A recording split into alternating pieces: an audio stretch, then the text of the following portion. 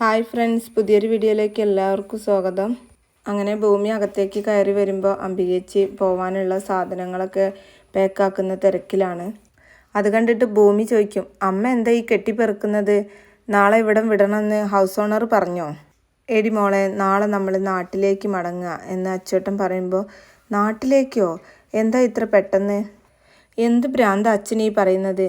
അമ്മയ്ക്കും ബോധമില്ലാതായോ? ഇവിടുന്ന് ഇതെല്ലാം ഇട്ടെറിഞ്ഞിട്ട് അവിടെ ചെന്നിട്ട് എന്ത് ചെയ്യാനാ? അപ്പം അച്ചേട്ടൻ പറയും, അതൊക്കെ നടക്കും. അപ്പം അച്ഛൻ്റെ ട്രീറ്റ്മെൻറ്റോ? അതിനൊക്കെ ഒരു തീരുമാനം ഉണ്ടാവും. ഈ തീരുമാനത്തോട് എനിക്ക് യോജിപ്പില്ല. ഞാൻ എന്തായാലും വരില്ല.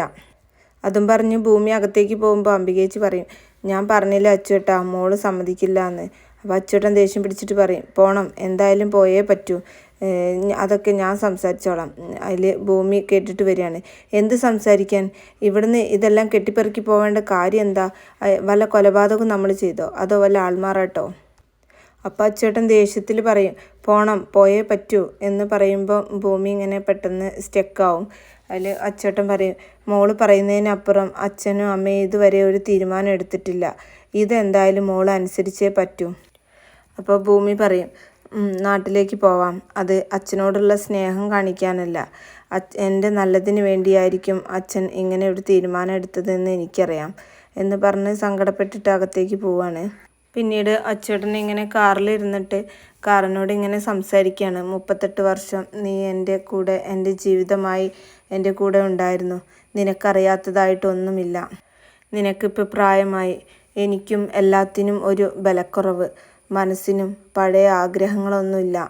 എല്ലാം ഇന്നലെ നടന്നതുപോലെ തോന്നുന്നു എന്നൊക്കെ പറഞ്ഞിട്ട് അച്ചേട്ടനെ ഇങ്ങനെ ഭൂമിയെ കിട്ടിയ കാര്യങ്ങളൊക്കെ ഇങ്ങനെ മനസ്സിൽ ആലോചിക്കുകയാണ്. ഭവാനി കുഞ്ഞിനെ ഏൽപ്പിച്ചതും ആ കുഞ്ഞിനെ അംബികേച്ചിയെ കൊണ്ട് കൊടുത്തതും, അംബികേച്ചിക്കാണെങ്കിലോ ഈ സത്യങ്ങളൊന്നും അറിയില്ല, കൊല്ലാനേൽപ്പിച്ച കുഞ്ഞാണെന്നുള്ള കാര്യങ്ങളൊന്നും അറിയില്ല. കുഞ്ഞിനെ കളഞ്ഞു കിട്ടി, ഇനി സ്വന്തം കുഞ്ഞായി വളർത്താം എന്നുള്ള രീതിയിലാണ് അംബികേച്ചിയെ അറിയിക്കുന്നത്. അങ്ങനെ അവർ പഴയ വീട്ടിൽ നിന്ന് രാത്രിക്ക് രാത്രി തന്നെ അവിടെ നിന്ന് പോരുന്നതും പുതിയൊരു വീട്ടിലേക്ക് താമസിക്കുന്നതും കുഞ്ഞിന് ഭൂമിജ എന്ന് പേരിടുന്നതും കുഞ്ഞിനെ കളിപ്പിക്കുന്നതും അങ്ങനെയുള്ള കാര്യങ്ങളൊക്കെ ഇങ്ങനെ അച്ചേട്ടൻ മനസ്സിൽ ആലോചിച്ച് ഇങ്ങനെ കിടക്കുന്ന സമയത്തായിരിക്കും ഭൂമി കാറിലേക്ക് വരുന്നത്.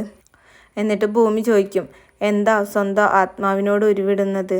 പഴയ ഓർമ്മകളാ മനസ്സിൽ, ഈ കാറുമായിട്ടുള്ള ബന്ധമാണ്. അന്നേരം ഭൂമി ചോദിക്കും, അതിലെ മുഖ്യ കഥാപാത്രം ഈ ഞാനായിരിക്കൂലേ?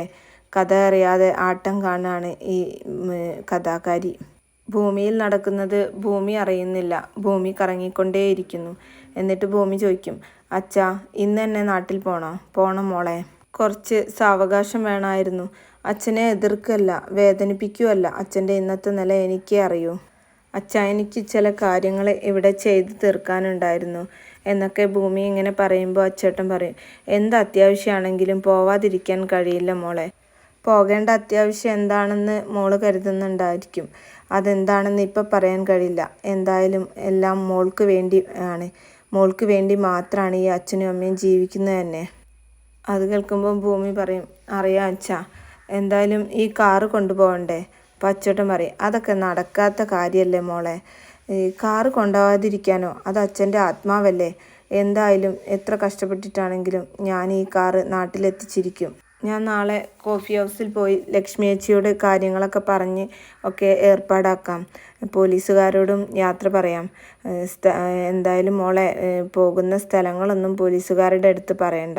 അറിഞ്ഞാലും ആരും സൗഹൃദമൊന്നും പുതുക്കി വരാൻ പോകുന്നില്ല അച്ഛാ. അതുകൊണ്ടല്ല സ്ഥലം കൃത്യമായിട്ട് പറയണ്ടെന്ന അച്ഛൻ പറഞ്ഞത്. പിന്നീട് കാണിക്കുന്നത് സൗഭാഗ്യപുരത്ത് മുത്തശ്ശി ഇങ്ങനെ പത്രം വായിച്ചുകൊണ്ടിരിക്കുകയാണ്.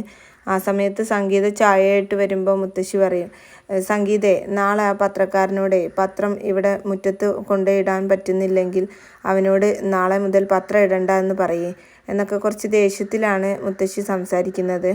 ആ സമയത്തായിരിക്കും മാധവൻ നടക്കാൻ പോയി തിരിച്ചു വരുന്നത്. അപ്പം മുത്തശ്ശി പറയും, എടാ മാധവ, നിനക്ക് നിൻ്റെ ഭാര്യയും കൂടെ കൂട്ടാൻ പാടില്ലേ? അത് കേൾക്കുമ്പോൾ മാധവൻ പറയും, ഞാൻ എത്ര തവണ വിളിച്ചതാമ്മേ, വരാഞ്ഞാൽ ഞാൻ എന്ത് ചെയ്യാനാ?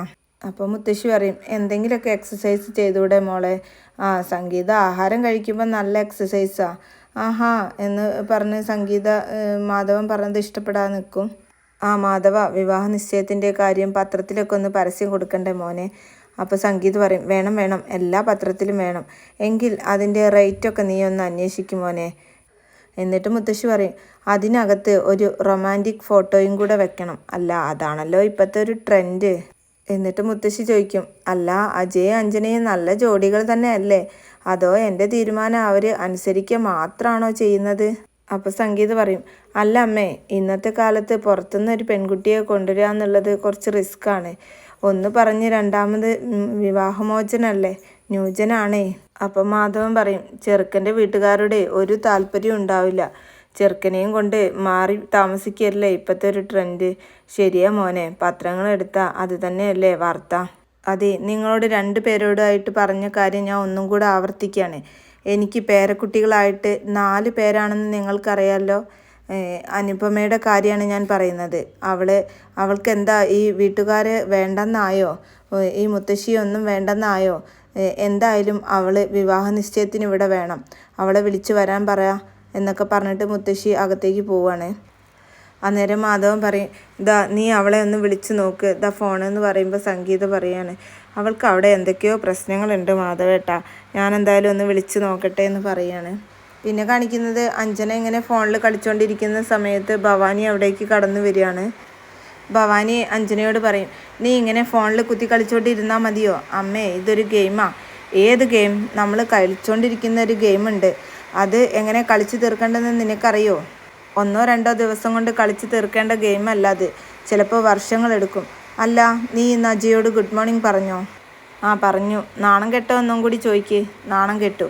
കേട്ടതും ചട്ടി മൂന്തയായിട്ടൊരു നോട്ടം. ഞാനെന്തോ തെറി പറഞ്ഞ മട്ടിലായിരുന്നു എന്നോടുള്ള ഭാവം. അതൊന്നും നീ മൈൻഡ് ചെയ്യണ്ട, മെസ്സേജുകൾ അയച്ചുകൊണ്ടേയിരിക്കണം. അയക്കുന്നുണ്ട്, നല്ല റെസ്പോൺസ് അല്ലേ? പിന്നെ നല്ല റെസ്പോൺസാണ്. ദേ അഞ്ജന, നീ ഇതിലൊന്നും പിന്നോട്ട് പോവരുത്. പിന്നോട്ട് പോകാൻ കഴിയില്ലെന്ന് എനിക്കറിയാം. പിന്നിലമ്മ കുളം കുഴിച്ച് വെച്ചിട്ടുണ്ടല്ലോ, അതിൽ ഞാൻ വീഴാൻ. എല്ലാം നിൻ്റെ നന്മയ്ക്ക് വേണ്ടിയിട്ടാണ് മോളെ. അമ്മേ അവനെന്നെ ഇഷ്ടമല്ല, അവനിപ്പോൾ അവളെയും കൊണ്ട് നടക്കുകയാണ്. ആ ചായക്കടക്കാരിയെ ഭൂമിയോ, അത് നിന്നെ വിരട്ടാൻ വേണ്ടി പറഞ്ഞതായിരിക്കും. അങ്ങനെയാണെന്ന് ഞാനും കരുതിയത്. പക്ഷെ അവൻ എന്നോട് തുറന്നു പറഞ്ഞു അവളെയാണ് അവന് ഇഷ്ടമെന്ന്.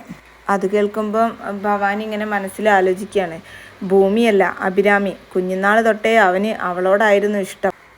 ഇങ്ങനെ ഭവാനി ആലോചിച്ചുകൊണ്ടിരിക്കുമ്പം അഞ്ജന ചോദിക്കും അമ്മ എന്താ ആലോചിക്കുന്നത്? അവളെ അവന് കെട്ടിച്ചു കൊടുക്കാനാണോ? ഭൂമി, അവളെ എത്ര കാലം ജീവിക്കുന്നത് നമുക്ക് കണ്ടു തന്നെ അറിയാം. അമ്മ അവളെ കൊല്ലാൻ പോവാണോ?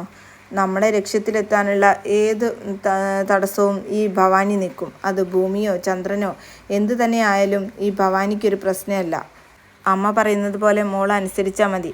എനിക്ക് അവളോടല്ല അജയോടാണ്. അവനെ എനിക്ക് വേണം. അവൻ അത്രയ്ക്ക് എന്നെ ഇൻസൾട്ട് ചെയ്തിട്ടുണ്ട്. അത് കേൾക്കുമ്പോൾ ഭവാനി പറയും നീ കൈനീട്ട്, ഭൂമി ഈ ഭൂമിയിലുണ്ടായിരിക്കില്ല. ഇത് ഞാൻ നിനക്ക് തരുന്ന പ്രോമിസാ. പിന്നീട് കാണിക്കുന്നത് ഭൂമിയുടെ കോഫി ഹൗസാണ്. അപ്പോൾ ലക്ഷ്മി ചേച്ചി പറയും മോളെ എൻ്റെ ഞെട്ടൽ ഇതുവരെ മാറിയിട്ടില്ല. ഈ കടയൊക്കെ കളഞ്ഞിട്ട് മോള് പോകാൻ പോവാണോ?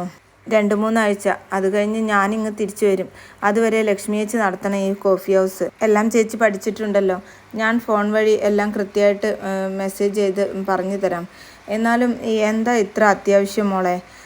എന്ത് അത്യാവശ്യമായാലും അച്ഛൻ പറഞ്ഞാൽ എനിക്ക് അനുസരിച്ചേ പറ്റുള്ളൂ ചേച്ചി. എന്തായാലും പോകണം. അച്ഛനെന്തോ മനസ്സിൽ കണ്ടിട്ടുണ്ട്. അച്ഛനെ ഞാൻ വേദനിപ്പിക്കില്ല, അതിന് കാരണമുണ്ട്. അങ്ങനെ പിന്നെ ഭൂമി പോലീസുകാർക്ക് എല്ലാവർക്കും ചായ കൊണ്ടുവരുമ്പോൾ നാട്ടിൽ പോകുന്ന കാര്യങ്ങളൊക്കെ പറയാണ്. SI സാറിൻ്റെ അടുത്ത് ചായ കൊണ്ടുവരുമ്പം സാറ് ചോദിക്കും ഓ ഭൂമി നാട്ടിൽ പോവുകയാണല്ലേ? അതെ സാറേ, സാറിന് പറ്റിയ ഒരു 17 വയസ്സുകാരിയെ ഞാനവിടെ നോക്കിയാലോ? 17 ആവണ്ട ഭൂമി, 18 ആയിക്കോട്ടെ. എല്ലാ കിഴവന്മാർക്കും വേണ്ടത് 18കാരിയാണ്. അത് പറഞ്ഞിട്ട് പിന്നെ ചായ കൊടുക്കാൻ പോകുന്നത് അജയുടെ അടുത്താണ്. എന്നിട്ട് അജയോട് ഭൂമി പറയും നാളെ മുതൽ ഞാനുണ്ടാവില്ല, ലക്ഷ്മി ചേച്ചി ആയിരിക്കും ചായ കൊണ്ടുതരിക. അപ്പോൾ താനെവിടെ പോകുന്നു? നാട്ടിലേക്ക്. അതെവിടെയാ? അങ്ങ് കിഴക്കാണ് സാറേ. എന്നാലും സ്ഥലത്തിന് പേരില്ലേ എന്ന് അജയ് ചോദിക്കുമ്പോൾ അച്ഛൻ സ്ഥലം പറയണ്ട എന്നുള്ള കാര്യം പറഞ്ഞതൊക്കെ ഭൂമിയുടെ മനസ്സിലേക്ക് കടന്നു വരികയാണ്. അതൊന്നും സാറിന് അറിയില്ല. ഇനി ഇങ്ങോട്ട് മടക്കല്ലേ? സാറിന് എന്നോട് തല്ലു പിടിക്കാനാണോ? അതൊക്കെ ഒരു രസമല്ലേ? 2-3 ആഴ്ച കഴിഞ്ഞ് വരണമെന്നുണ്ട്. 2-3 ആഴ്ചത്തേക്കോ? അപ്പോൾ തന്നെ കാണാനൊന്നും പറ്റില്ലേ? അപ്പോൾ സാറിന് എന്നെ ഇഷ്ടപ്പെട്ട് തുടങ്ങിയെന്നർത്ഥം. തന്നെ ഇഷ്ടപ്പെടാതിരിക്കാൻ എന്താ കാരണം? ഒരു കാര്യം പറയട്ടെ സാറേ, സാറിൻ്റെ മനസ്സേ എനിക്ക് പഠിക്കാൻ കഴിയുന്നില്ല. എൻ്റെ മനസ്സ് പഠിച്ചിട്ട് താൻ PhD എടുക്കാൻ പോവാണോ? തന്നിൽ നല്ലൊരു മനസ്സുണ്ട്, തൻ്റെ കടയിലെ ബോർഡ് പോലെ. എന്തായാലും താൻ പോയിട്ട് വാ എന്നൊക്കെ പറഞ്ഞ് ഭൂമിയെ അജയ് യാത്രയാക്കുകയാണ്. അങ്ങനെ ഭൂമി പോയി കഴിഞ്ഞതിന് ശേഷം ചെറിയൊരു പുഞ്ചിരിയോട് കൂടി അജയ് ഇങ്ങനെ നോക്കി നിൽക്കുന്ന സീനോട് കൂടിയിട്ടാണ് ഇന്നത്തെ എപ്പിസോഡ് അവസാനിക്കുന്നത്.